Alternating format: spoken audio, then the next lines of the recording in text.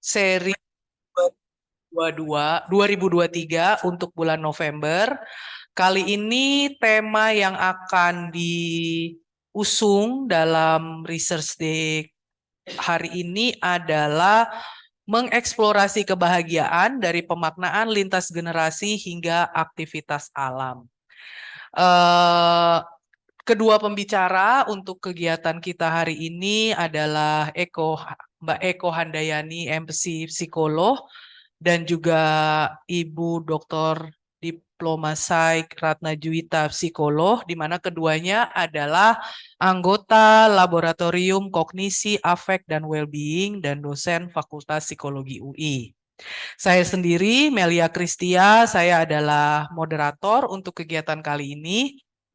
Eh, Sebelum kita mulai, saya akan bacakan dulu rundown ya untuk acara kita. Jadi hari ini kita akan mulai dengan pembukaan, kemudian nanti akan dilanjutkan dengan pemaparan materi oleh narasumber pertama yaitu Mbak Eko Handayani. Kemudian ada pemaparan materi oleh narasumber kedua oleh Mbak Ratna, dan kemudian dilanjutkan dengan diskusi tanya jawab dan akan berakhir maksimal pukul 15.30 untuk penutupannya ya. Kemudian ada beberapa hal yang juga harus saya sampaikan terkait dengan para peserta supaya kegiatan kita lancar hari ini. Selama pemaparan materi berlangsung, peserta harap mematikan mic atau audionya, jadi semuanya mohon di-mute. Kemudian selama kegiatan berlangsung, panitia akan mendokumentasikan keberlangsungan acara. Jadi mungkin tadi sudah ada izin untuk merekam lewat Zoom. Kemudian apabila ada pertanyaan dapat dituliskan melalui kolom chat atau bertanya langsung ketika sesi tanya jawab. Peserta yang mengikuti kegiatan hingga akhir acara dan mengisi survei yang dikirimkan panitia melalui kolom chat akan mendapatkan e-sertifikat. Ya, nanti akan disampaikan lewat email ya, panitia ya. Oke. Materi, link rekaman, dan e-sertifikat akan dikirimkan oleh panitia ke alamat email yang didaftarkan oleh peserta, serta untuk pendaftaran Research Day bulan berikutnya akan dipublikasikan melalui media sosial Fakultas Psikologi UI. Untuk tahun 2023 ini masih ada satu kali lagi ya. Tahun 2024 udah ada jadwalnya juga kan ya Mbak Rat. Jadi ini akan terus-menerus ada sepanjang tahun. Oke, untuk pertanyaan lebih lanjut, nanti silakan menghubungi panitia melalui email rpm.fc.ui@gmail.com. Ya, oke, baik. Untuk mempersingkat waktu, kita akan mulai memasuki pemaparan oleh pembicara atau narasumber yang pertama, Mbak Eko Handayani. Silakan, waktu dan tempat dipersilakan.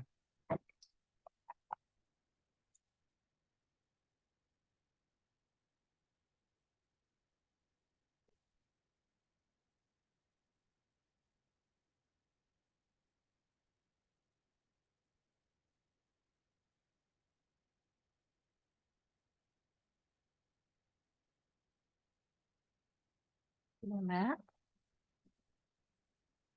Halo.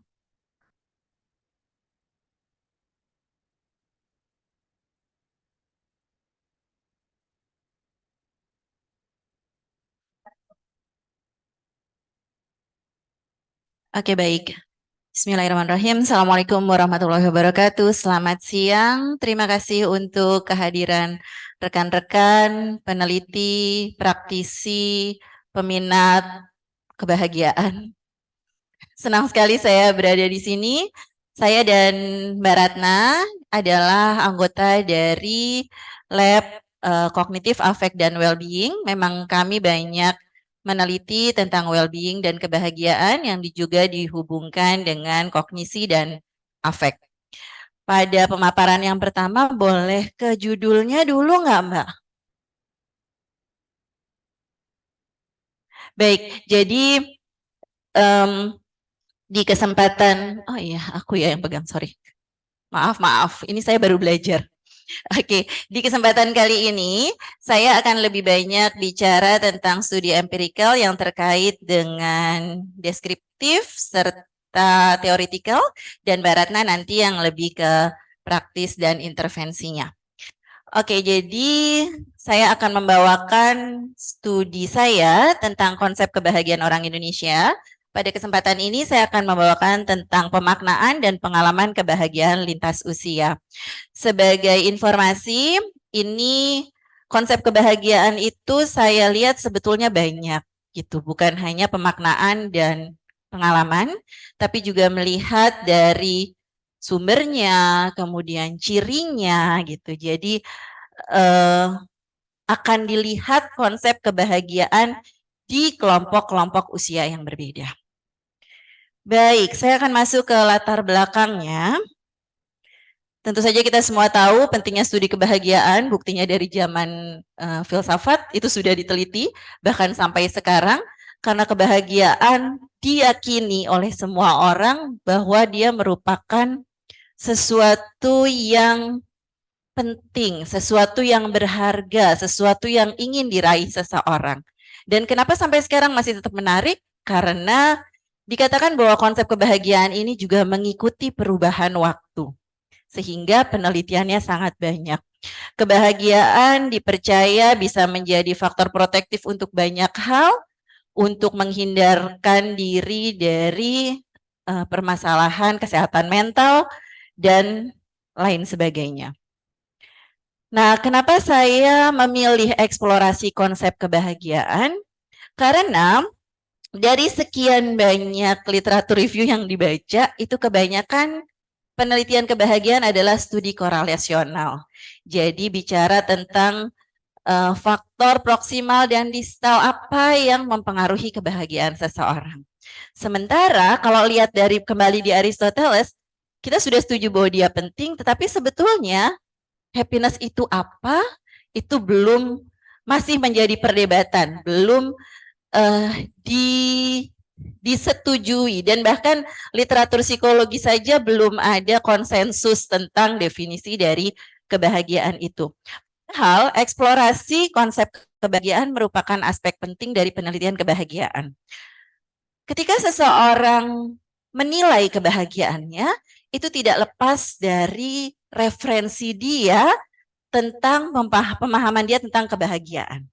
Ketika seseorang ingin mengejar kebahagiaannya, itu juga terkait dengan konsep kebahagiaan yang dia pegang.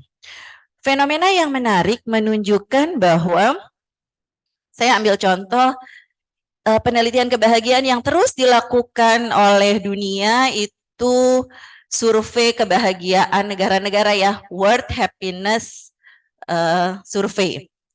Itu kalau saya boleh ambil contoh, ini saya mau bandingkan. Ada survei kebahagiaan World Happiness Survey dan survei kebahagiaan yang partisipannya adalah remaja. Nah, saya potret di bagian Indonesia. Di tahun yang sama, 2017, itu di survei kebahagiaan Indonesia menempati peringkat ke-82. Sementara di survei kebahagiaan remaja, Indonesia menempati peringkat pertama. Dan kalau dilihat, negara-negara apa saja tetap kok ada negara-negara yang juga maju. Ada Amerika, ada Finlandia gitu.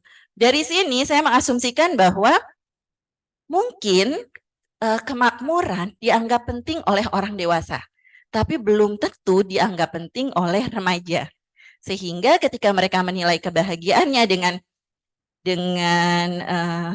cara yang berbeda atau variabel-variabel yang berbeda, itu hasilnya juga menjadi berbeda.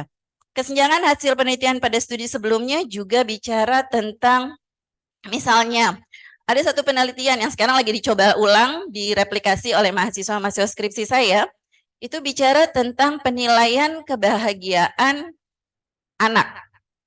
Bagaimana kalau itu dinilai oleh anak itu dan dinilai oleh orang tuanya. Dari studi literatur yang saya baca, ternyata kalau orang tua menilai kebahagiaan anak, mereka jadi lebih tinggi penilaiannya. Sementara orang tua yang punya anak remaja menilai kebahagiaan remajanya menjadi lebih rendah dibanding penilaian remajanya. Berarti ini juga menjelaskan bahwa bagaimana cara kita menilai sangat tergantung kepada konsep kebahagiaan kita. Eksplorasi kebahagiaan juga sudah banyak dilakukan, tetapi selama ini menggunakan perspektif lintas budaya, jadi membandingkan kebahagiaan negara barat dengan negara timur, membandingkan kebahagiaan negara maju dengan negara yang berkembang. Nah, di Indonesia juga sudah mulai, tapi yang saya dari beberapa yang bisa saya temukan, itu fokusnya tetap pada perspektif lintas budaya, jadi lebih kepada indigenous psychology, kemudian partisipannya adalah dewasa. Nah, terkait dengan konsep kebahagiaan, kita tidak lepas dari paradigma perbedaan kebahagiaan. Jadi selalu bicaranya tentang hedonic, eudaimonic, hedonic, eudaimonic. Yang menarik, di penelitian tentang hedonic, eudaimonic ini, beberapa peneliti masih hasilnya berbeda. Jadi misalnya, ada yang bilang bahwa anak-anak tidak bisa mencapai eudaimonic. Itu salah satu penelitian yang mendukung adalah penelitian yang di Spanyol oleh Lopez Perez. Kemudian setelah dicoba di Kroasia, ternyata eudaimonic juga muncul di anak-anak. Saya melakukan penelitian kecil, di Indonesia juga ternyata muncul. Tetapi kemudian saya coba, yuk kita lihat lagi yuk secara lebih luas dan lebih besar. Sehingga, biasa metode. Oke, jadi pada kali ini penelitian ini akan mengeksplorasi perspektif lain di luar lintas budaya, yaitu perspektif psikologi perkembangan. Oke, kenapa saya fokus ke psikologi perkembangan? Jadi ternyata bahwa konsep kebahagiaan itu adalah representasi kognitif dari sifat dan pengalaman kebahagiaan. Bagaimana individu mengkonsepsikan kebahagiaannya tergantung pada kondisi perkembangan kognitif. Dan kita tahu bahwa perkembangan kognitif itu berubah di setiap tahapan usia. Dan perkembangan kognitif terjadi sebagai kematangan proses mental yang berinteraksi dengan pengalaman dan lingkungannya. Makanya di sini saya lihat pemaknaannya dan pengalamannya. Oke, jadi tujuan penelitiannya adalah menggambarkan kebahagiaan tentu saja berdasarkan perspektif kognitif melalui eksplorasi pemaknaan dan pemahaman kebahagiaan pada 5 kelompok usia, yaitu anak, remaja, dewasa muda, dewasa madya, dan lansia. Metode penelitiannya, karena ini masih studi deskriptif, jadi menggunakan cross-sectional yang di-cross tadi usianya, qualitative description, partisipannya 9 sampai 38 tahun. Ini dari uji coba ya, bahwa anak 9 tahun sudah bisa menggunakan qualitative description ini dan menggunakan gadget karena studi online kualitatif itu, survei online kualitatif. Dan ini dalam kurung saya masih taruh karena saya karena saya belum selesai untuk mengolahnya. Jadi setelah saya lihat permasalahannya di survei online kualitatif adalah kita based on yang dituliskan. Jadi ada beberapa hal yang kita masih perlu tanyakan, jadi saya tambahkan dengan wawancara semi terstruktur. Analisisnya dengan pivot table dan thematic analysis. Ini hasilnya. Jadi dari survei online kualitatif itu jumlah totalnya ada 771 dengan anak 125, remaja 137, dewasa muda 262, madya 153 dan lansia 94. Ini menarik sekali karena survei online kualitatif. Jadi yang dewasa muda itu kebanyakan mahasiswa dan itu cepat banget ngumpulnya. Sementara yang paling susah yang harus ditambah waktunya 1 bulan lagi adalah di anak dan lansia. Mungkin ini bisa kita diskusikan karena ini online juga. Anak butuh concern orang tua. Jadi saya mengirimkannya via orang tua. Baru dikasih ke anaknya. Oke, ini adalah jenis kelamin. Kembali kalau untuk survei online lebih banyak perempuan sih yang ngisi. Sampai 68,35% perempuan. Untuk persebaran agama partisipan, saya berhasil mendapatkan semua agama di Indonesia 1, 2, 3, 4, 5, 6. Jadi ada tetap paling banyak Islam, ada Konghucu, Buddha, Hindu, Katolik, dan Protestan. Karena itu tadi tulisannya saya sebar ke WNI, jadi saya juga persebarannya di Indonesia saja, ada 18 provinsi, tempat partisipan berdomisili saat ini dan dia semuanya WNI. Oke, ini adalah tentang anak nih. Jadi kalau pemaknaan kebahagiaan anak itu anak lebih banyak mengatakan bahwa kebahagiaan adalah suatu perasaan atau emosi positif. Kemudian hubungan baik dengan orang lain, kemudian saat melakukan hal yang disukai, dan saat memperoleh hal yang diinginkan. Ini adalah contoh naratifnya. Kebahagiaan adalah seru. Kebahagiaan adalah ketika kita bisa tersenyum dan tertawa. Jadi konkret sekali. Kebahagiaan adalah main bersama teman-teman dan mamah, ayah, adik. Tuh. Kemudian ini adalah pengalaman kebahagiaannya. Bisa kita lihat di sini bahwa 1, 2, 3, 4, 5, 6, 7, 8 ada 8 respon. Dari kalau total digabungkan itu sebetulnya ada 10 tema terkait dengan pengalaman kebahagiaan. Di sini kalau di anak-anak pengalaman kebahagiaannya ceritanya itu lebih banyak bicara tentang bersama orang lain. Kemudian kedua tentang melakukan suatu aktivitas dan selanjutnya adalah memperoleh materi. Aku bahagia banget waktu kita pergi bersama orang tua dan keluarga, cukup dan penuh canda tawa. Kalau ada typo-typo itu benar-benar yang ditulis sama mereka ya, jadi saya nggak ngubah, betul-betul memindahkan tulisan mereka. Ini untuk yang remaja. Untuk bagian pertamanya sama dengan anak. Tetapi untuk berikutnya ada sedikit perubahan. Saya percepat saja untuk penjelasan ininya. Itu adalah tema yang di atas adalah tema kebahagiaan. Dan di bawah adalah pengalaman kebahagiaannya. Ini adalah kebahagiaan dewasa muda. Yang menarik adalah di dewasa muda, ketika dia menceritakan pengalaman kebahagiaannya tidak lagi bersama orang lain, tetapi yang paling tinggi adalah pencapaian dan prestasi. Walaupun kemudian kalau kuali gitu ya, kalau kita detailkan lagi, sebenarnya pencapaian dan prestasinya juga terkait orang lain. Berarti kan pengakuan dari orang lain, tetapi fokusnya di dia. Ini yang dewasa madya. Yang menarik dari dewasa madya adalah mereka terfokus ke kebahagiaan orang lain. Jadi kebahagiaan itu ketika orang-orang di sekitarnya bahagia. Ini bisa menjadi diskusi lebih lanjut, apakah akhirnya madya itu menjadi tidak bahagia kalau orang lain jadi nggak bahagia? Atau bisa kita hubungkan misalnya dengan peran madya di Sandwich Generation mungkin, yang dia memang bertanggung jawab pada orang-orang lain. Gitu. Ini yang lansia. Yang menarik adalah di lansia ini paling tinggi dibandingkan yang lain untuk persentasenya adalah tentang religiusitas dan spiritualitas. Ini apakah akhirnya yang menyebabkan kalau ngaji banyakkan lansia gitu ya? Dan lansia tuh kalau nggak boleh ngaji marah-marah gitu. Sibuk, tapi sibuk Senin, Selasa, Rabu, dan itu keagamaan. Itu salah satu contohnya, ini laki-laki loh yang di bawah ini, 67 tahun laki-laki. Betul-betul ini dia menceritakan tentang pengalaman kebahagiaan adalah ketika dia bisa mengikuti perintah dan tuntunan Tuhan sesuai dengan Alkitab, selalu berdoa, bahkan dijelaskan secara lebih detail. Nah, ini saya coba untuk membandingkan makna kebahagiaannya yang menurut saya juga menarik. Pertanyaannya adalah menurut saya kebahagiaan adalah apa? Kalau di sini kelihatan bahwa semua usia menjelaskan bahwa kebahagiaan adalah suatu perasaan dan emosi positif. Tetapi di bawahnya menjadi berbeda. Gitu. Di dewasa muda ketika menjelaskan tentang kebahagiaan justru spiritual dan religiusitas itu menjadi lebih tinggi.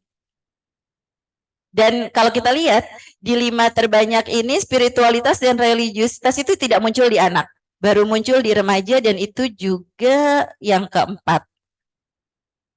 Gitu.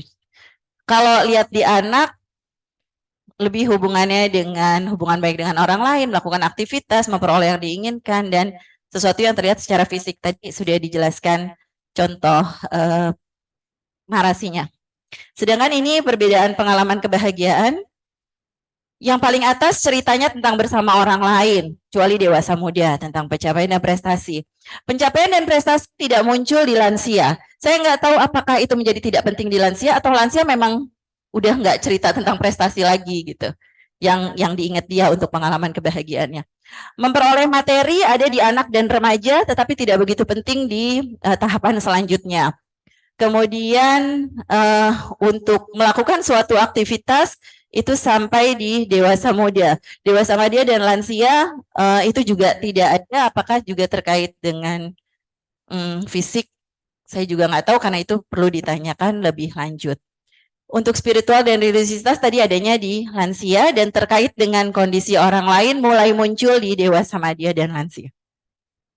Baik, jadi ini kesimpulannya, persepsinya pasti berbeda tentang pemaknaan dan pengalaman kebahagiaan. Yang paling banyak adalah suatu perasaan dan emosi positif. Tema ceritanya kejadian bersama orang lain kecuali tadi pada dewasa muda. Pada anak lebih bersifat konkret, sederhana terkait aktivitas yang disukai atau pernah dialami, melibatkan hubungan baik dengan orang lain, terutama keluarga dan teman. Kemudian tampak dalam ekspresi emosi positif serta hal yang diajarkan orang tua. Kemudian kalau remaja bersifat bebas sesuai keinginan, tidak ada beban, hubungan dengan keluarga, serta penerimaan yang baik terhadap diri sendiri. Untuk dewasa muda, perasaan nyaman saat ini tidak ada beban. Oh iya, yang menarik adalah di anak-anak itu tidak muncul pemaknaan negatif. Nanti saya akan tunjukkan bahwa ada pemaknaan negatif tentang kebahagiaan. Sebentar, boleh balik sedikit lagi. Di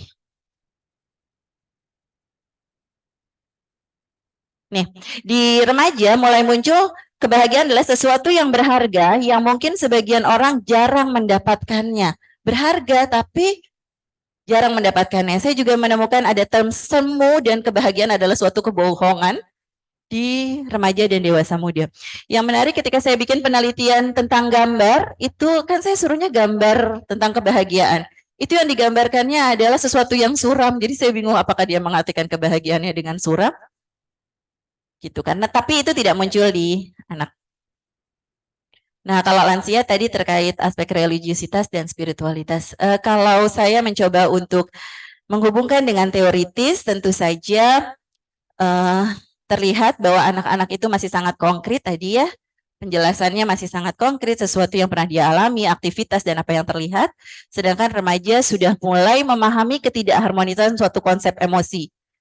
Jadi tadi penting sih, tapi nggak bisa. Seru sih, tapi semu gitu. Jadi kebahagiaan adalah hal baik yang membekas di hati, hal yang bisa membuat tertawa atau bahkan menangis bahagia. Jadi bahagia itu bisa tawa, bisa nangis, dan itu nggak dimengerti oleh anak-anak. Kalau happy ya ketawa gitu. Kebahagiaan adalah kebohongan, harapan tapi kebohongan. Gitu.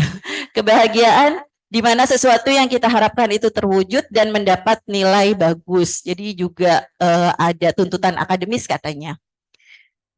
Gitu. Kemudian untuk menjelaskan tentang konsep kognitif dewasa, karena Piaget itu cuma berhenti di remaja, saya akhirnya masuk ke neo-Piagetian dan saya memilih untuk Kagan. Jadi dia salah satu neo-Piagetian yang menjelaskan post formalnya secara lebih jelas. Jadi ada bahwa dewasa muda itu, nah yang menarik adalah dewasa muda itu masuk ke self-sovereign mind state. Pada tahap ini individu fokus pada dirinya, pada sudut pandangnya, individu secara aktif mencari stabilitas diri melalui hubungan dengan orang lain. Dan ini saya lihat apakah mahasiswa, dewasa muda, remaja itu masih YOLO ya, jadi masih ngikut itu untuk bilang dirinya bahagia. Dan terkait dari respon terhadap postingannya di media sosial, kalau diterima berarti dia happy, kalau enggak dia stres lagi gitu. Nah, kalau yang dewasa muda memang terkait dengan kondisi orang lain, socialized mind stage. Jadi individu mulai meninggalkan kesenangan pribadi demi kebaikan kelompok dan tergantung kepada faktor eksternal yang penting seperti teman, orang tua, keluarga, atau masyarakat. Nah, yang menarik adalah tema sesuatu yang sulit didapatkan itu paling banyak di dewasa muda. Jadi kebahagiaan itu susah buat didapat. Kalau eksternal ya susah ya. kalau memang kita eksternal pengertian kebahagiaannya. Dan di lansia, dia sudah masuk ke self-transformative stage, tidak ada pikiran negatif, hal terkait spiritual, lansia diharapkan memunculkan perasaan independen dan incomplete. Kedua perasaan ini membuat lansia lebih bijaksana dalam hubungannya dengan orang lain. Sudah, terima kasih. Makasih Mbak Meli, makasih semua buat waktunya yang diberikan kepada saya. Selamat siang.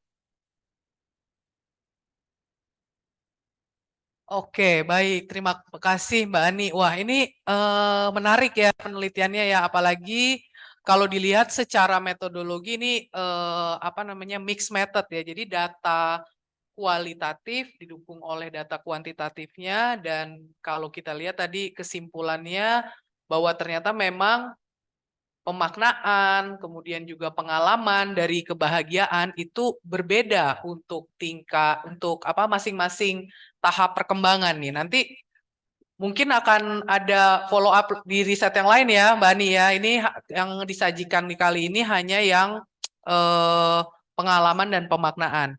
Kalau ada yang mau ditanyakan, silakan teman-teman atau siapapun yang hadir, baik secara online maupun offline, bisa menuliskan di kolom chat. Kembali lagi saya ingatkan, dan juga nanti akan ada sesi tanya jawab ya. Jadi supaya kita berjalan dengan lancar dulu untuk pemaparan dari para narasumber.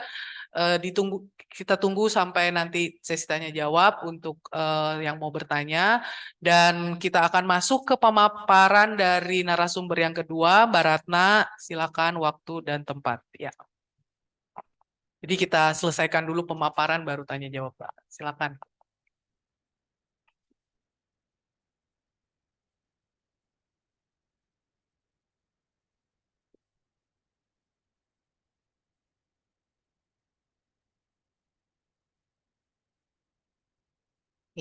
Assalamualaikum warahmatullahi wabarakatuh. Salam sejahtera, selamat sore semuanya.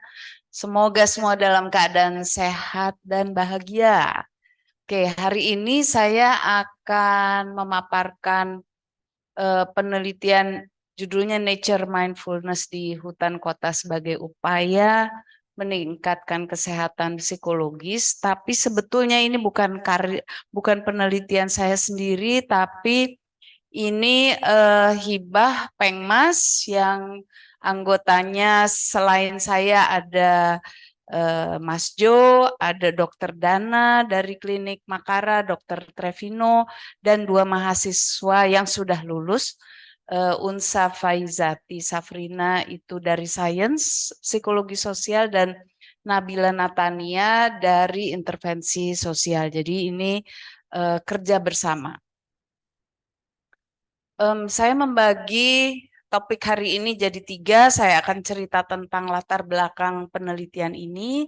Lalu, apakah kan pertanyaan kita sebetulnya apakah alam memang memengaruhi perilaku manusia? Atau sebetulnya ini subjektif saja secara psikologis kita melihat alam yang indah dan kita merasa lebih sehat, lebih bahagia. Lalu yang terakhir, tentang penelitiannya, bagaimana desainnya, metodologinya, termasuk hasil dan implikasinya. Oke, jadi penelitian ini adalah penelitian yang memang masuk dalam hibah Pengmas, tapi sebetulnya dilakukan secara eksperimental. Tapi dasarnya mengapa kita melakukan ini, karena jadi penelitian ini dilakukan di 2022, tetapi jadi ini dimulai ketika masih pandemi. Dan kami mencari data, ternyata di klinik Makara itu data tertinggi keluhan mahasiswa kalau datang ke sana adalah kecemasan. Di sini kita bisa lihat di tahun 2019 diagnosa kecemasan 510, di 2020 548, dan di 2021 835. Jadi ini ketika COVID dan klinik tutup justru makin meningkat. Dan klinik Makara sendiri tidak bisa menangani klien secara satu persatu, waiting listnya terlalu panjang. Jadi kami berpikir bagaimana kalau kita membuat sebuah kegiatan intervensi dengan kelompok. Jadi tujuannya adalah untuk membantu klinik Makara menangani klien-klien dalam kelompok sebagai upaya, jadi mereka waiting listnya tidak terlalu panjang, sudah ada sebuah intervensi yang barangkali nanti akan mengurangi mereka yang tetap mau konsultasi dengan para psikolog di klinik Makara. Jadi penelitiannya, pertanyaan penelitiannya adalah apakah kegiatan nature mindfulness yang dilakukan di hutan kota UI akan menurunkan kecemasan dan meningkatkan suasana hati yang positif. Kenapa kita menggunakan hutan UI? Karena hutan UI itu ada di dekat mahasiswa yang mengeluh tentang bahwa mereka merasa kecemasan. Nah, jadi kita masuk ke kerangka teorinya, apakah memang alam itu bisa memengaruhi manusia sehingga berkurang kecemasannya, meningkat mood positifnya. Ini sebetulnya sejalan dengan tren anak muda sekarang ya. Kan banyak ya kalau ya ketika pandemi nanti ketika pandemi turun pada pergi trekking ke puncak selalu penuh atau ya healing lah istilahnya, lihat matahari terbenam di pantai. Tapi pertanyaan ilmiahnya, apakah memang alam itu bisa menghil kita? Nah, ini bisa dijelaskan oleh beberapa teori dan konsep. Yang pertama biofilia, lalu yang kedua ada teori ART, Attention Restorative Theory, lalu ada teori mindfulness, dan kami seperti menggabungkan antara ART dengan mindfulness sehingga menjadi nature mindfulness.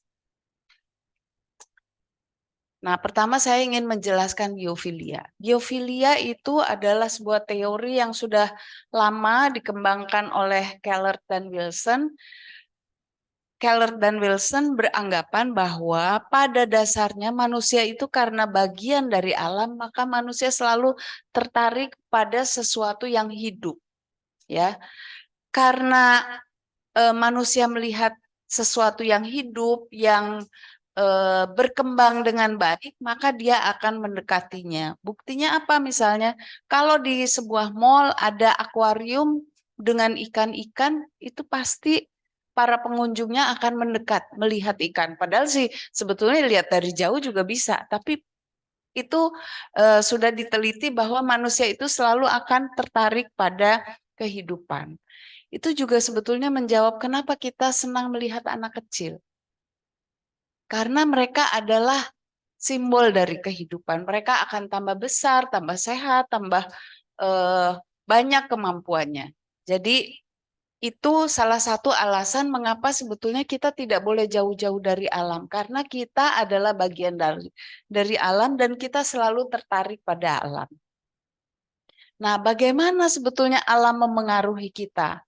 Memang jalur pertama adalah melalui penginderaan kita, karena kita melihat sesuatu yang indah, karena kita mendengar suara burung, suara daun ditiup, kita mencium bau tanah gitu ya, hujan, dan kita mengkaitkan sensasi yang kita dapatkan dengan sesuatu yang menyegarkan, indah, dan sebagainya. Jadi misalnya kita melihat air terjun, danau, kita melihat kota-kota di malam hari gitu ya, kita anggap indah, itu bisa.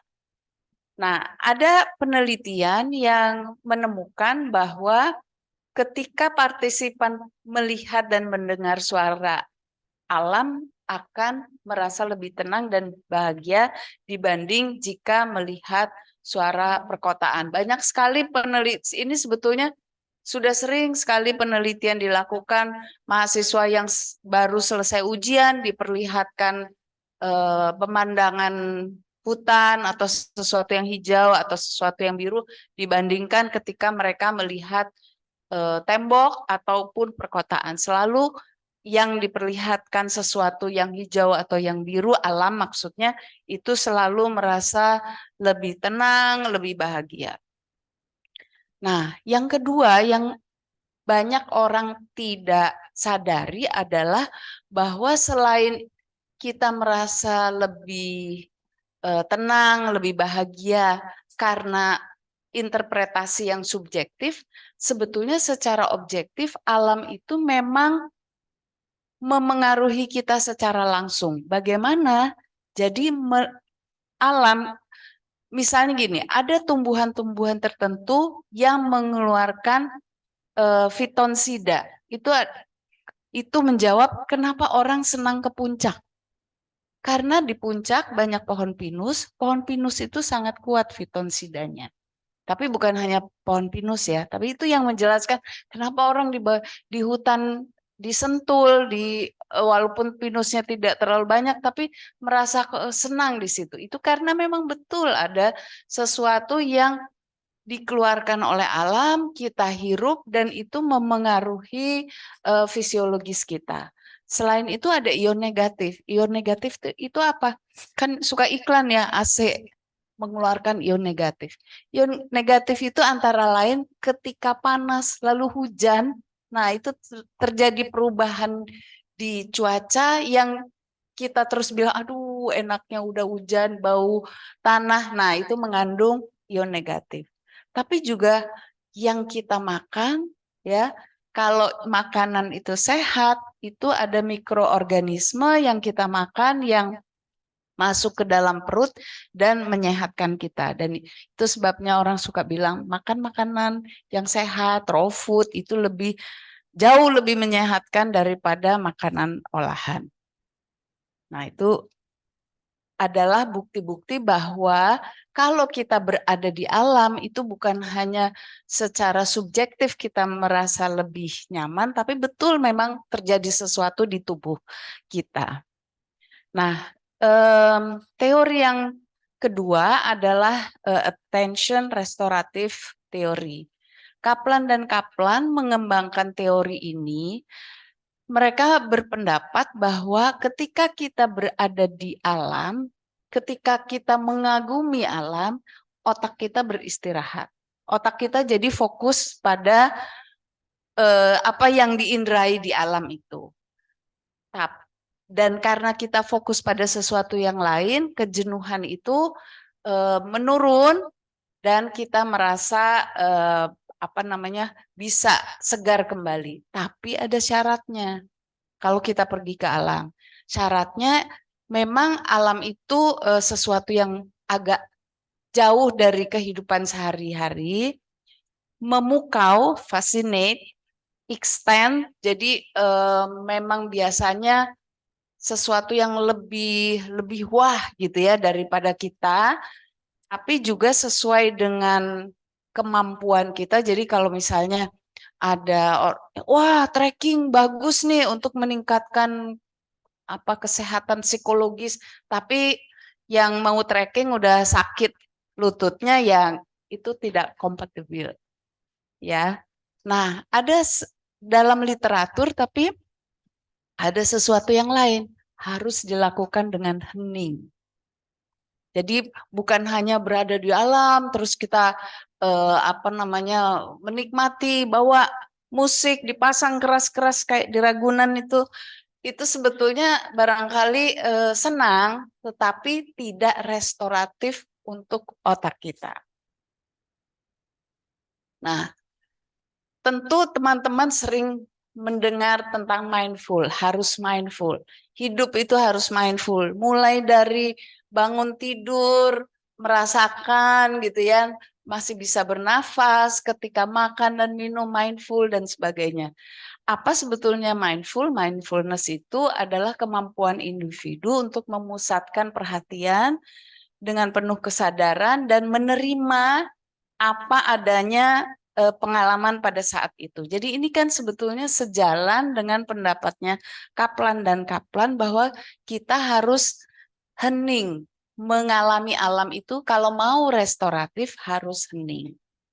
Nah, itu yang kami gabungkan dalam kegiatan nature mindfulness di hutan. Jadi kegiatan mindfulness yang dilakukan di hutan kami harapkan memberikan kebahagiaan karena menurut Shonin dan Richardson di tahun 2018 mindfulness di alam itu memberikan joy dan ketenangan. Jadi dua dimensi dari kebahagiaan atau kesehatan psikologis. Nah, bagaimana kami melakukannya? Jadi sebetulnya walaupun ini sebuah pengmas, karena mahasiswanya yang satu sains, yang satu insos, jadi kami melakukan eksperimen. Ada 3 kondisi mindfulness yang dimanipulasi. Partisipannya berusia 19 sampai 26 tahun dan mengalami kecemasan moderate dan agak tinggi. Dari mana kami tahu? Karena untuk mendapatkan partisipannya kami membagikan flyer siapa yang mau ikut. Dan di flyer itu ada alat ukur DAS 21 untuk mengukur kecemasan. Jadi tidak semua yang mendaftarkan kita pilih, yang dipilih yang moderate supaya agak ada kecemasannya. Tapi kalau terlalu tinggi kecemasannya kami juga nggak berani karena takut nanti di tengah hutan tiba-tiba panik. Ini alat ukur yang kami gunakan, ada mindfulness state, ada mindfulness state, ada panas untuk mendapatkan data tentang mood, suasana hati, dan ada kedekatan dengan nature karena itu salah satu variabel yang digunakan. Nah, jadi prosedurnya pertama diseleksi, dihubungi gitu ya. Kemudian jadi penelitiannya di hari pertama itu dianggap sebagai kelompok kontrol. Mereka berkumpul di klinik Makara mendapatkan penjelasan gitu ya, mendapatkan penjelasan tentang penelitian, kenalan dan sebagainya, lalu menonton video tentang kesehatan fisik. Tetapi di setiap situasi itu ada pretest, ada post-test. Di hari kedua, masih di klinik Makara, itu mereka belajar tentang mindfulness. Hanya mindfulness. Tapi di klinik Makara ada ruangan di atas, tidak ada alam sama sekali. Jadi itu ruangan hanya ruangan kosong dengan kursi. Nah, di hari ketiga baru melakukan kegiatan mindfulness di hutan. Jadi biasanya di hari ketiga ini jatuhnya kalau tidak Sabtu, Minggu, mereka berkumpul pagi-pagi di hutan kota bagian yang pintu barat, nanti kemudian pelatihannya dimulai. Nah, selalu sebelum kegiatan 3 bentuk kegiatan ini, selalu awalnya mengisi kuesioner pakai HP dan setelah kegiatan.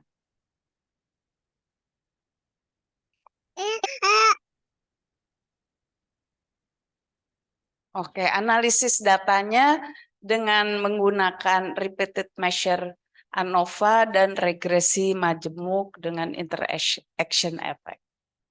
Oke, jadi ini kontrol tidak mendapat perlakuan apapun. Di perlakuan pertama mindfulness dalam ruangan, lalu perlakuan kedua adalah nature mindfulness dengan berjalan di hutan. Jadi hipotesisnya bahwa intervensi nature mindfulness menurunkan kecemasan dan meningkatkan suasana hati menjadi lebih positif. Nah, ini adalah hasilnya. Jadi bisa dilihat bahwa perbedaan antara kelompok kontrol dengan perlakuan 1 tidak ada hasil yang signifikan untuk kecemasan. Tetapi kelompok kontrol dengan perlakuan 2, jadi ini post tes hari ketiga dengan post tes hari pertama itu signifikan. Untuk suasana hati positif juga terlihat bahwa ini hari pertama nih, suasana hatinya setelah, jadi ini sebelum ada perkenalan dan sebagainya. Setelah berkenalan mungkin mereka merasa lebih nyaman. Ini setelah belajar mindfulness di dalam ruang, jadi ternyata belajar mindfulness di dalam ruang pun ada efek positifnya. Tetapi ketika di alam itu lebih tinggi suasana hati positifnya. Jadi bisa dikatakan hipotesa 1 diterima dan hipotesa 2-nya diterima. Nah, menurut kami, jadi implikasinya apa yang bisa dilakukan dengan hasil penelitian ini? Sebaiknya mahasiswa mengoptimalkan kegiatan-kegiatan di alam UI. Untuk klinik Makara memang bisa menawarkan jadi kelihatan kegiatan dalam kelompok. Ini dilakukan dalam kelompok. Nanti kita lihat videonya sebentar. Jadi memang tidak satu-satu sendirian.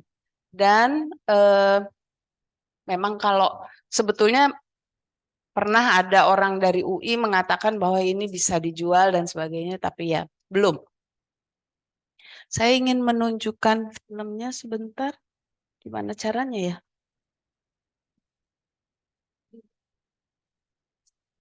Sebetulnya ada link YouTube-nya.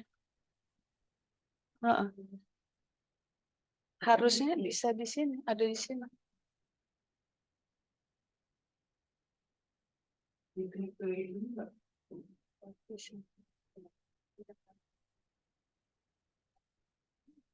Ada.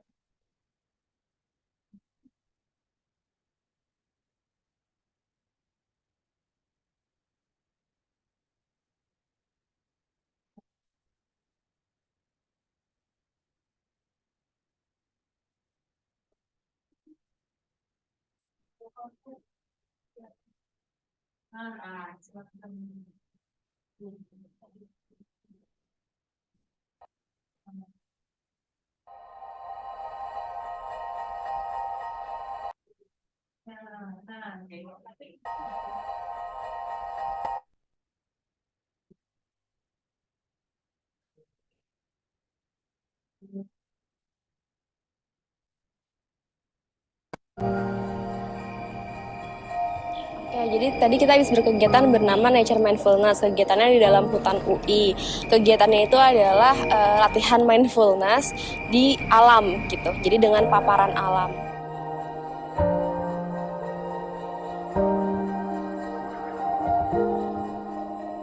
Jadi mereka berjalan sama-sama. Di pos 1 kita ada mengaktifkan panca indera pendengaran, lalu di pos 2 penciuman, di pos 3 adalah perabaan, lalu juga diselipin kita berbicara dengan tanaman, itu salah satu bentuk mindful juga.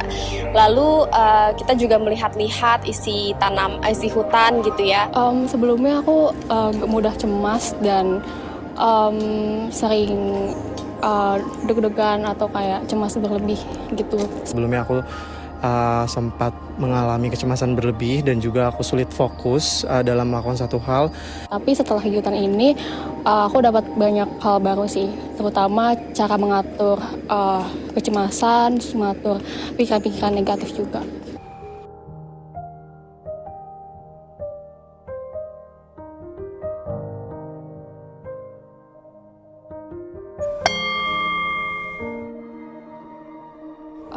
Paling berkesan itu di pos yang bicara dengan tanaman karena itu jadi hal baru. Yang paling berkesan adalah pemberhentian ketika kita disuruh berbicara sama tanaman. Saat aku nemu tanaman yang aku pilih, aku pegang tanamannya, aku langsung bisa cerita banyak.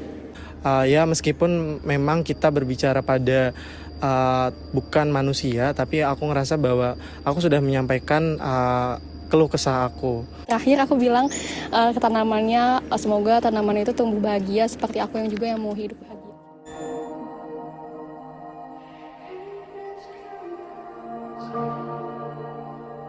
Harapanku ya pasti semoga kegiatannya tadi benar-benar berdampak ya, bisa menurunkan kecemasan. Terus untuk yang akan ikutan juga semoga bisa membantu untuk menurunkan kecemasan teman-teman sih gitu.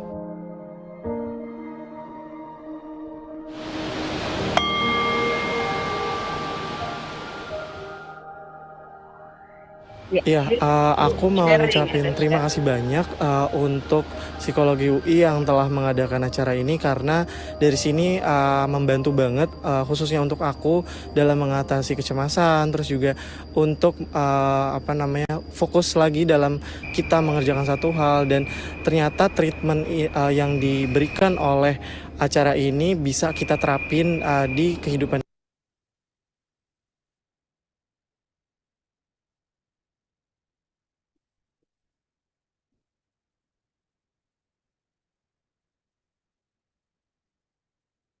latihan natur mindfulness juga natur mindfulness juga gitu.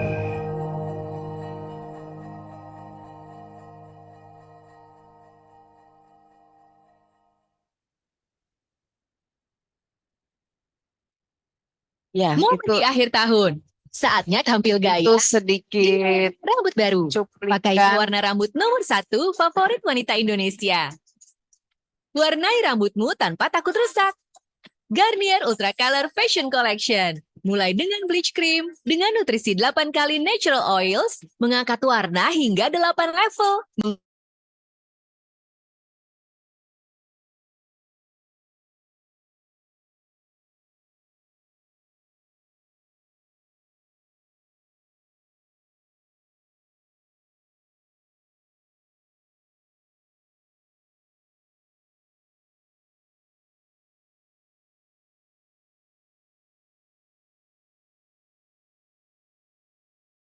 lakukan di dalam hutan. Jadi kami kenapa mengajak dari Klinik Makara, karena satu orang, Dr. Trevino itu, dia pernah melakukan forest healing. Jadi juga ada step-stepnya. Nah, kami memilih tempat. Jadi pertama jalan, merasakan jalan itu, dan kemudian pertama mendengar, kemudian berjalan, merasakan.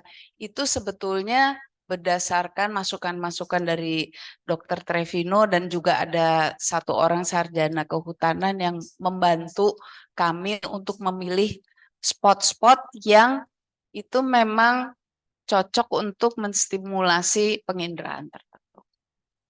Sebanyak itu dulu dari saya. Terima kasih atas perhatian teman-teman. Wassalamualaikum warahmatullahi wabarakatuh. Oke, kita kasih aplaus dulu untuk yang hadir di sini untuk presentasi dari narasumber kita yang kedua, Mbak Ratna, dan juga tadi dari yang pertama, Mbak Ani. Untuk kali ini kita buka untuk tanya jawab. Silahkan kalau ada yang ingin bertanya. Oh, tapi tadi saya belum menyimpulkan. Dari yang hasil presentasi Mbak Ratna, ini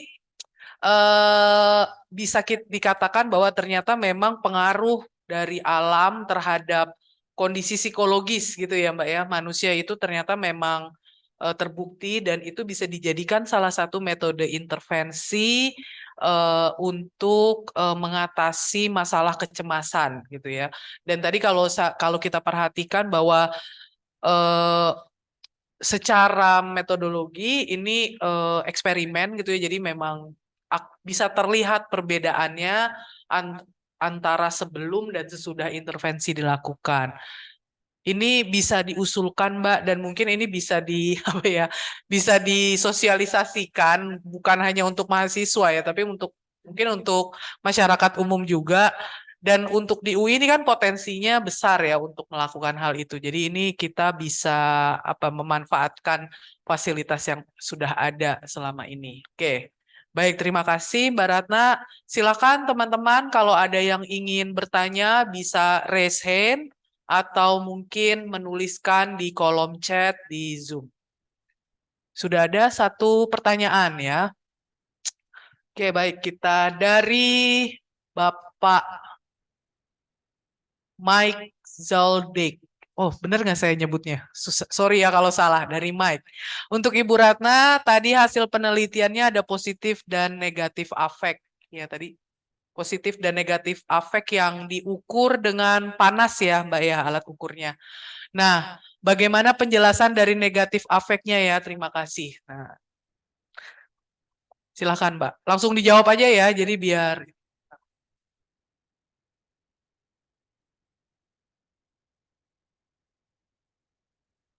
Jadi memang alat ukurnya itu mengukur positif afek dan negatif afek, tapi untuk penelitian kami memang menghususkan yang diolah adalah peningkatan respons untuk positif afeknya. Jadi negatif afeknya memang tidak diukur karena begini, pertimbangannya adalah ini kan mereka mau berkegiatan masuk ke dalam hutan. Kalau item-item yang harus dijawab terlalu banyak, itu akan mengesalkan sehingga betul-betul kami pilih item-item yang memang hanya mengukur kecemasan dan suasana hati positif itu.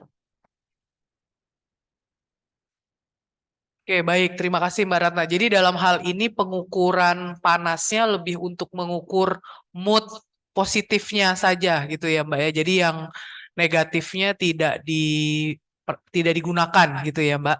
Oke, baik. Semoga menjawab ya. Eh, Untuk Mike. Oke, pertanyaan yang kedua ya.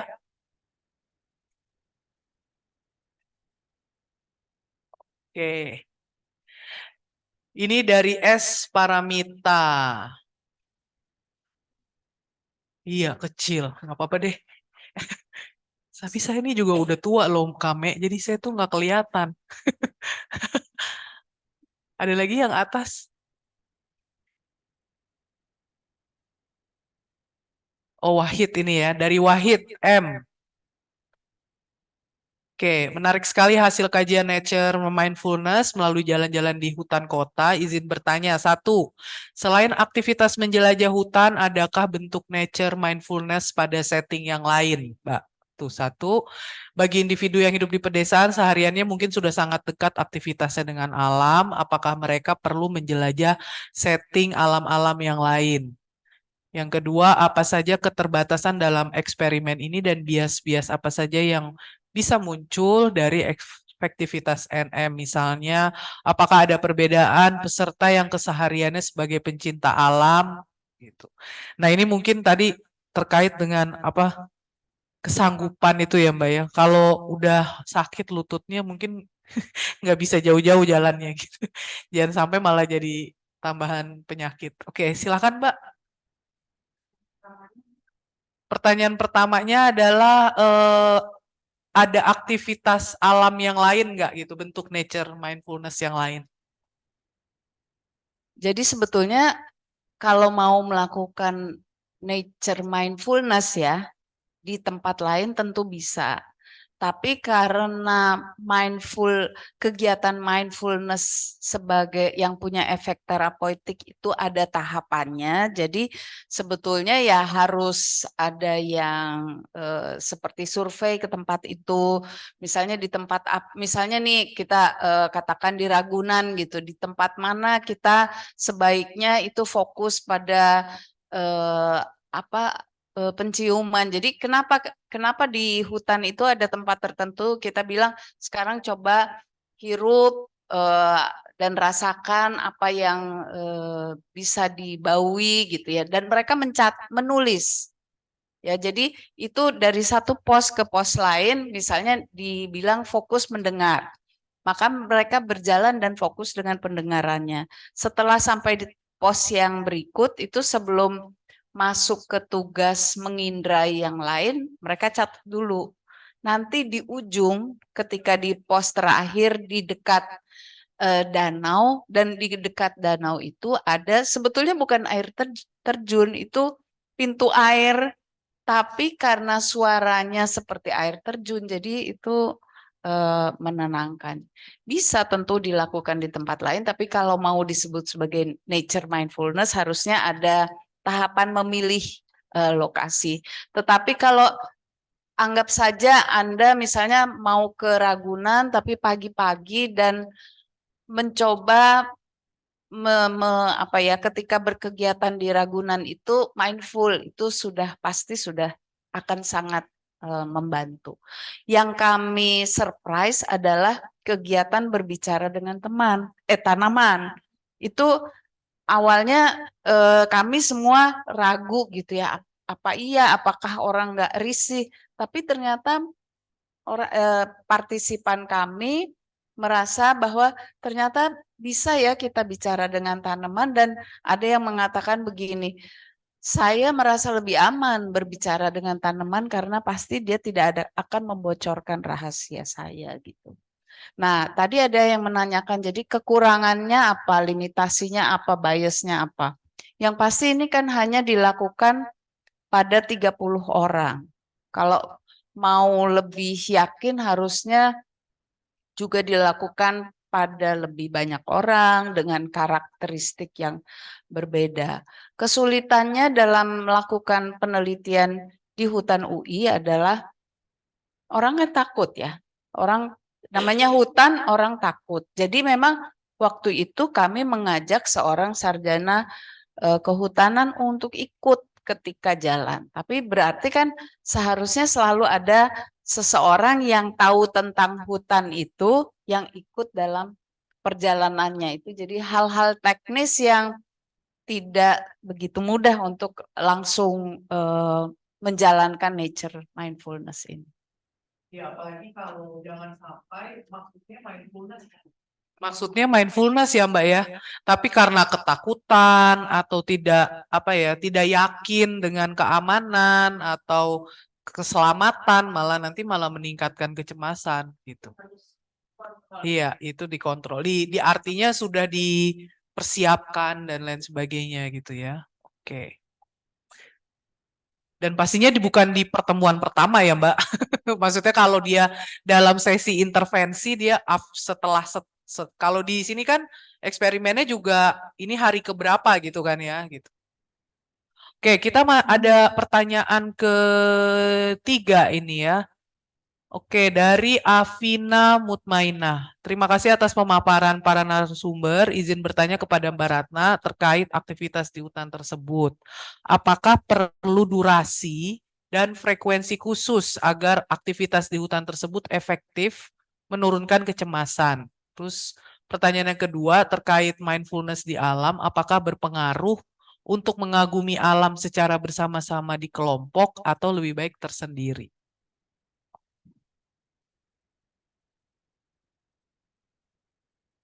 Jadi karena kan kami membuat modulnya bersama-sama. Nah, dari pengalamannya Dr. Trevino yang pernah melakukan forest terapi, dia mengatakan kita harus menghitung kekuatan orang berjalan. Ini kan yang kita ajak jalan mahasiswa biasa, bukan atlet. Jadi dan kebetulan Dr. Trevino sudah tahu medan di sana. Jadi kalau kita jalan dari pintu barat, pintu Wales namanya, ke dalam itu 20 menit gitu. Tapi kalau orang biasa saya tidak menganjurkan pada teman-teman untuk jalan sendiri.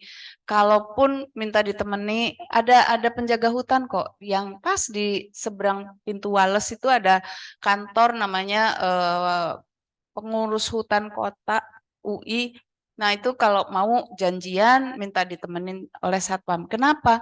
Pertama, karena itu jalannya banyak belok-beloknya, bisa nyasar kalau orang nggak tahu jalan. Jadi kami juga mempersiapkan pohonnya diikat dengan pita supaya kita tahu jalan kembali. Di awal, nah tadi, jadi durasinya itu 20 menit itu kelihatannya pas gitu. Karena 20 menit kita jalan ke sana perlahan-lahan dengan hening. Dan kenapa dengan hening? Supaya kita bisa mindful. Kemudian nanti kan duduk itu sharing pengalaman. Dan itu ketika sharing pengalaman ada psikolog yang ada di situ. Sehingga kalau ada pengalaman yang lebih mendalam yang perlu bantuan ya psikolognya yang menjawab, bukan mahasiswa-mahasiswa kami waktu itu. Kemudian nanti keluar itu 20 menit lagi dan kami izinkan waktu keluar boleh berbicara, boleh foto, boleh apa. Jadi kalau pertanyaannya apakah harus bisa sendiri? Bisa sendiri asal yakin aman. Sebetulnya dimanapun kalau kita bahkan berolahraga jogging di hutan, yang saya tahu adalah sarannya jangan sendiri karena bisa saja di hutan tuh kita kepleset atau apa kalau nggak ada orang kan susah. Memang kalau di hutan UI relatif sebetulnya sangat aman karena masih kalau kita gerak sedikit itu masih dapat sinyal. Jadi sebetulnya tidak perlu khawatir, tapi ya tetap hutan adalah hutan, kita harus. Jadi kalau orang kan ada penjaganya itu selalu mengingatkan jangan sombong ya gitu. Ada kejadian-kejadian kalau kita sombong ada aja hatanya, tapi saya pikir itu bagus juga kita masuk hutan dengan penuh respek pada alam. Terus udah.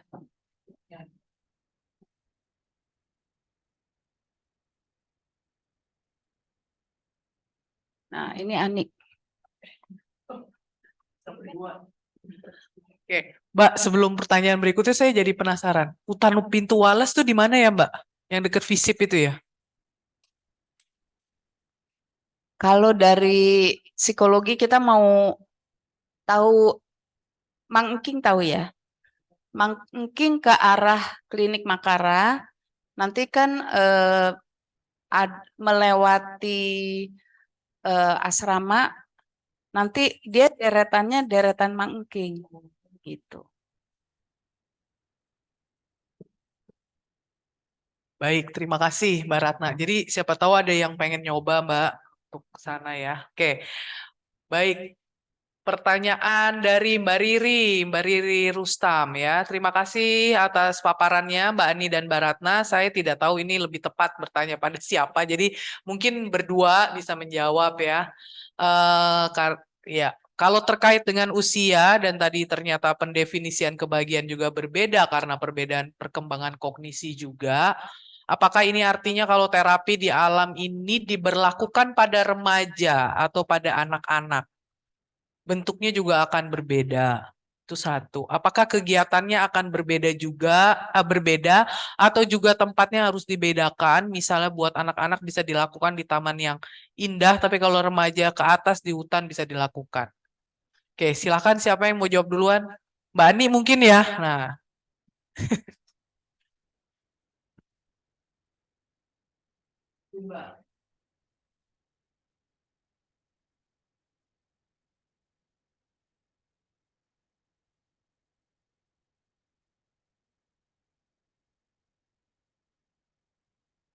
Baik, terima kasih Mbak Riri. Betul? Oh, oke, terima kasih Mbak Riri. Jadi yang menarik dalam penelitian lintas usia ini karena dipengaruhi oleh kognisi, ternyata walaupun kelima usia sama-sama mengatakan bahwa kebahagiaan itu adalah ketika kita merasakan afek positif yang juga diukur sama Mbak Ratna, tapi ternyata pengertian afek positifnya beda, Mbak. Jadi, kalau di anak-anak itu yang muncul adalah senang, bebas, gembira, nyaman begitu. Jadi memang yang ini mungkin bisa diperhatikan ketika kita mengajak melakukan intervensi alam ini ke anak. Jadi mungkin nggak boleh terlalu jauh, nggak boleh terlalu sulit. Terus kemudian yang justru anak-anak itu harus dibebaskan yang bermain-main dengan alam. Kalau tadi butuh tenang, anak-anak disuruh tenang nggak lama tenangnya. Jadi mungkin yang itu nanti bermain dengan airnya, mungkin itu ya karena tadi pendefinisiannya beda. Sehingga kemunculan bahagianya mungkin juga dipengaruhi oleh tadi bagaimana dia mendefinisikannya gitu kali Mbak.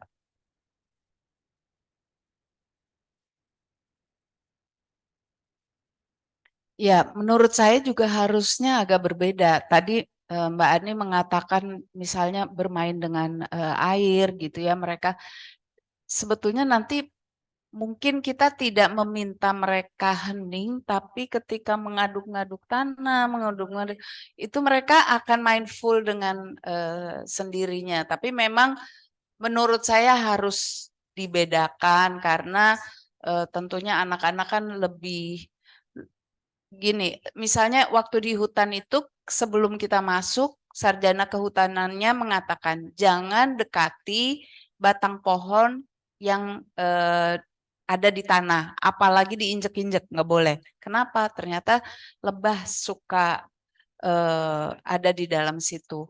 Kalau anak-anak kan dikasih tahu pertama belum tentu memperhatikan, kedua barangkali justru wah pengen lihat lebahnya.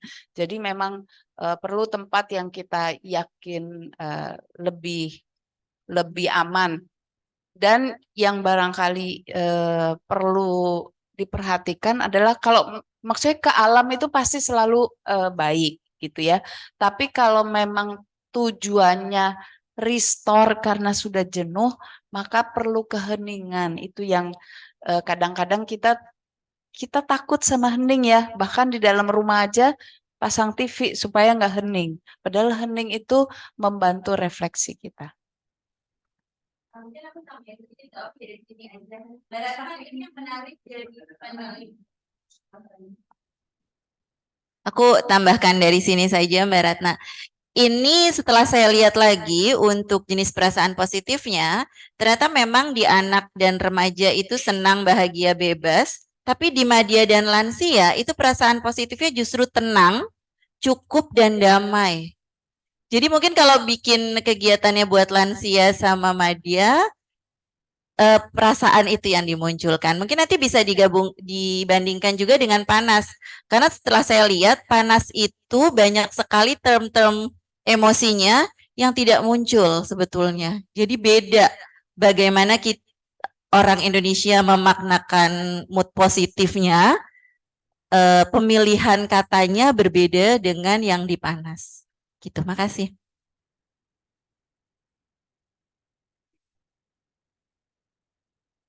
Baik, terima kasih. Wah, ini semoga menjawab ya Mbak Riri ya, dan juga tadi beberapa pertanyaan yang sebelumnya juga sudah disampaikan. Ini pertanyaan selanjutnya dari Ibu Sutriyatmi Atmadireja. Ya, terima kasih kakak-kakak peneliti. Saya tertarik dengan contoh mengapa menikmati area yang banyak pohon pinus itu menenangkan. Karena ternyata ada kandungan dari pohon pinus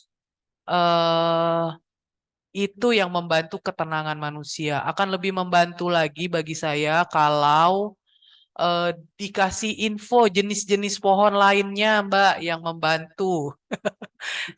Saya menjelang 50 ya, suka berjalan kaki tanpa alas di perumahan yang kebetulan banyak juga pohon pinus selain pohon singkong. Nah, terima kasih.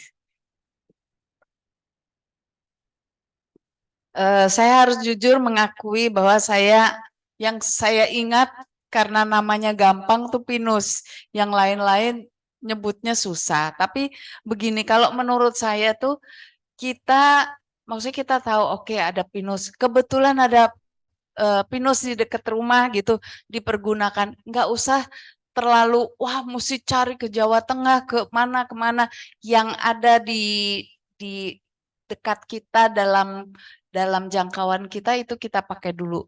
Kalau kebetulan bisa berlibur agak jauh, pokoknya tempat yang masih alami itu pasti bermacam-macam zat kimia yang dikeluarkan oleh pepohonan yang alami itu. Setidaknya oksigen yang murni yang sudah dibersihkan karena kita berdekatan dengan pohon-pohon dan tanaman hijau itu saja sudah sangat baik untuk kita. Jadi kan banyak yang menyarankan lidah buaya, lidah mertua dan lidah-lidah lainnya itu katanya bisa menyaring polusi. Ya kalau itu ada di dekat kita, kita dekatkan diri dengan kita. Kalau memang itu adanya di tempat yang jauh ya diusahakan waktunya supaya bisa mendekati. Jakarta ini sekarang sebetulnya banyak taman kota. Jadi gunakanlah yang di dekat supaya kita nggak jadi stres karena bermimpi harus ke Temanggung, harus ke mana gitu ya untuk mendapatkan itu. Jadi jangan apa namanya? Maksudnya healing malah jadi tambah stres gitu ya Mbak ya gitu. Jadi, karena memikirkan kemana tepatnya untuk healing gitu ya. Oke. Tadi mindful di ruangan aja ternyata juga udah. Dan jangan lupa teman-teman tadi tuh di eksperimennya ternyata belajar mindful di ruangan saja itu sudah efeknya sudah signifikan juga. Jadi ya mindful di alam itu sangat baik, tapi kalau kita hanya bisa mindful di ruangan kita itu juga sudah baik. Ya, mindfulness sendiri kan sebenarnya juga sudah dibuktikan ya, salah satu metode intervensi untuk penanganan kasus-kasus kesehatan mental, terutama kecemasan. Jadi mindful di ruangan, saya setuju sekali. Ya, mindfulness tuh bisa macam-macam ya bentuknya sebenarnya ya Mbak, termasuk mendengarkan musik, sambil membersihkan rumah, nyapu gitu ya, atau sambil cuci piring, itu juga kita bisa mindful sebenarnya. Oke. Baik, wah masih ada nih Mbak pertanyaan, masih ada waktu kan ya, Mbak Kame? Oke, baik nih. Mbak Ratna dari Mbak Lice ini, wah apa kabar Mbak? Mbak Ratna dan Mbak Ani, terima kasih banyak untuk presentasi hasil penelitian yang sangat menarik buat saya bisa merajut. Nah, merajut dan membuat aksesoris di suasana hening sambil menikmati hijaunya dedaunan di taman rumah dan gemericik air di kolam ikan sungguh membuat saya bahagia. Wah, ini privilege nih ya, cocok nih. Lengkap nih Mbak ya, Mbak Lice, ini stimulasinya. Oke, ada lagi mungkin. Oh, ini ada ide lagi dari Mbak Wina, Bu Wina. Mencoba mindfulness dengan mendengarkan dengkuran kucing. Kedengeran ya Mbak Wina ya dengkuran kucingnya ya Mbak. Oke, terima kasih. Masih ada yang mau bertanya mungkin secara langsung, silahkan. Kita masih ada waktu ya. Oke. Nggak ada kayaknya ya. Sudah tidak ada lagi yang mau bertanya. Mungkin dari teman-teman yang ada di offline yang mau bertanya, silahkan. Sudah cukup jelas. Oh, ini panitia malah mau nanya ini Mbak Kame. Silakan Mbak Kame. Ya, terima kasih kepada Ibu Rana, Mbak Ani, dan Mbak Meli. Tadi saya juga ikut mendengarkan presentasinya sangat menarik sekali. Untuk Bu Ratna, sebenarnya lebih spesifik ke nature mindfulness-nya itu, saya barusan aja tuh kepikiran, apakah ada perbedaan antara mungkin bisa juga pekerja kantoran atau mahasiswa yang kalau di UI kan notabene itu memang langsung tiap pagi tuh mau nggak mau lewat hutan UI situ untuk itu, dan itu emang udaranya sangat berbeda. Apakah itu ada perbedaan mungkin entah well-being atau apa dengan pekerja kantoran yang tinggalnya di ibu kota dengan keadaan polusi yang seperti itu? Apakah ada perbedaan atau sudah ada penelitian-penelitian terkait hal tersebut? Mohon penjelasannya Ibu Ratna.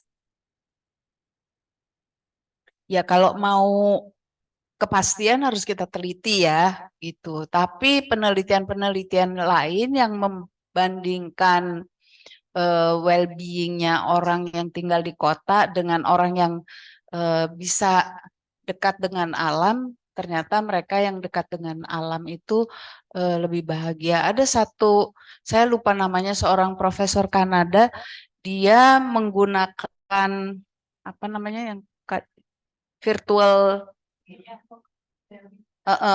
Jadi ketika orang diajak jalan itu terekam apa yang dilihat dan juga terus setiap jadi misalnya mula-mula berjalan dari kampus, terus mereka berjalan melewati bangunan-bangunan, terus mereka diminta mengisi panas itu juga. Terus habis itu jalan lagi sampai mana misalnya melewati taman kota, lalu isi lagi, kemudian lebih hijau lagi, mengisi lagi, dan itu ternyata di makin hijau, makin well-being-nya makin meningkat gitu. Jadi memang kasihan ya orang-orang yang harus kerja di Jakarta, Gersang, tapi saya tahu bahwa pemerintah kota Jakarta tuh sekarang justru bikin taman-taman itu untuk ada tempat di mana orang bisa lari sedikit gitu ya, barangkali makan siang cuman melihat pohon-pohonan itu sudah banyak yang udah ditanam lagi kok. Kami kan baru mengundang kepala kepala ya namanya Dinas Pertamanan Kota, dia menjelaskan rencana di DKI itu diperbanyak taman kotanya supaya orang justru mendapatkan keseimbangan. Tapi satu tanaman juga nggak apa-apa loh gitu. Pelihara tanaman di rumah jompo itu di Pantiwerda itu ada dibuktikan orang yang mendapatkan mengurus satu tanaman itu ternyata lebih sehat daripada orang yang tidak mendapat tanggung jawab mengurus tanaman. Apalagi diajak ngomong. Terima kasih. Oke, baik. Terima kasih Mbak Ratna penjelasannya. Ya, kalau kita mau bicara soal well-being ya, dari penelitian-penelitian yang sebelumnya, memang kan kita memang tidak bisa melepaskan diri dari konteks keberadaan keberadaan kita gitu ya, termasuk yaitu mungkin kalau orang kota ya dia nggak dapat dari aspek lingkungannya yang udah tercemar, tapi dia dapat dari yang lain, itu juga sangat mungkin. Tetapi memang yang ya kembali lagi harus dikembalikan bahwa jangan sampai justru mencari kebahagiaan terus malah bikin susah gitu ya Mbak ya gitu. Kalau adanya itu ya itu kita mulainya dari sesuatu yang sederhana gitu ya. Kalau dari kata Mbak Ratna tadi kan dari satu pohon aja tuh sebenarnya bisa loh, nggak harus nunggu sampai ke hutan pinus gitu ya Mbak. Oke, ini dari Bang Gagan. Nah, apa kabar Bang Gagan? Nah, terima kasih simpulan penelitian Mbak Ratna dan Mbak Eko. Testimoni dari saya saja, ketenangan bisa saya peroleh dengan mengamati ikan-ikan. Oh, perilaku ikan-ikan di akuarium. Iya, kalau kecil-kecil ya Mbak ya, ikannya lucu. Kalau berantem, nah gimana tuh Bang Gagan? Kalau ikannya berantem. Oke, baik. Kita sampai jam berapa kami? Jam 3 ya? Oh iya, baik kalau sudah tidak ada pertanyaan lain atau ada komentar lain, saya rasa kita sudah bisa mengakhiri kegiatan kita kali ini untuk Research Day yang ke-11 di tahun 2023. Oh ya, wah saya mesti berdiri. Oke. Terima kasih untuk presentasi dan pemaparan dari para narasumber, Mbak Ani, Mbak Ratna, menarik sekali. Semoga ini bisa menjadi inspirasi atau memberikan masukan dan pemahaman kita yang lebih mendalam mengenai well-being dan juga bagaimana implementasinya dalam kehidupan kita sehari-hari. Kemudian juga untuk Bapak Ibu yang hadir baik secara online maupun offline, terima kasih juga sudah mau mendengarkan, hadir, memberikan pertanyaan dan komentar yang rasanya mungkin ini tadi ada beberapa yang sudah memberikan inspirasi juga untuk mengadakan penelitian lebih lanjut jadinya gitu ya. Nah, terima kasih juga untuk panitia dengan Mbak Medi dan Mbak Kame ya yang sudah menyelenggarakan kegiatan kita hari ini sehingga lancar, dan yang hadir di secara offline juga terima kasih sudah mau datang ke Fakultas Psikologi UI, dan saya rasa kita akan tutup acara ini dan jangan lupa untuk mengisi absen ya Mbak Kame, dan nantikan Research Day yang ke-12 di akhir bulan depan ya atau di bulan Desember ya, tapi tanggal 15 Desember 2023. Udah ada temanya Mbak Kame? Oh belum.